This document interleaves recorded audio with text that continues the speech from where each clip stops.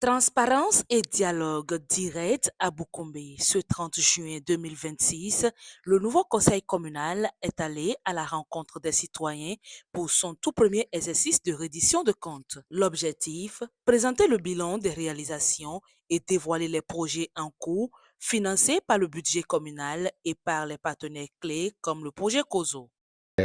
Une obligation légale pour le maire de rendre compte de ses réalisations, de ses actions à l'endroit de la population afin que celle-ci puisse apprécier si leurs besoins sont en train d'être satisfaits. Au cœur des discussions cette année, la mise en place des infrastructures comme outil de renforcement de la cohésion sociale. Pour le directeur du développement local et de la planification, ces chantiers ne sont pas que du béton.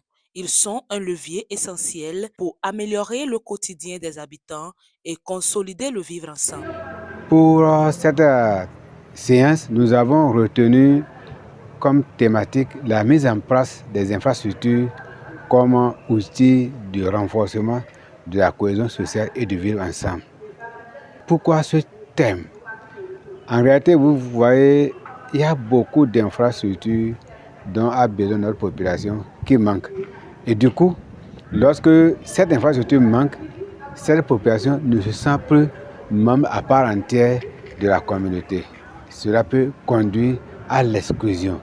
Et lorsqu'il y a exclusion, cela participe à ce que, par exemple, les jeunes adhèrent au groupe non désirables. C'est pourquoi nous avons voulu utiliser cette thématique pour montrer l'effort que l'autorité communale déploie pour que chaque besoin en termes d'infrastructure soit satisfait afin que chaque citoyen et chaque citoyenne se sentent membres à part entière de la communauté de Bukombe. Pour le maire de la commune, cet exercice est un devoir de bonne gouvernance. Il s'agit d'informer et de justifier la gestion des fonds publics, mais aussi et surtout de rester à l'écoute des besoins réels de la population. À l'aide de nos partenaires et avec également le budget communal.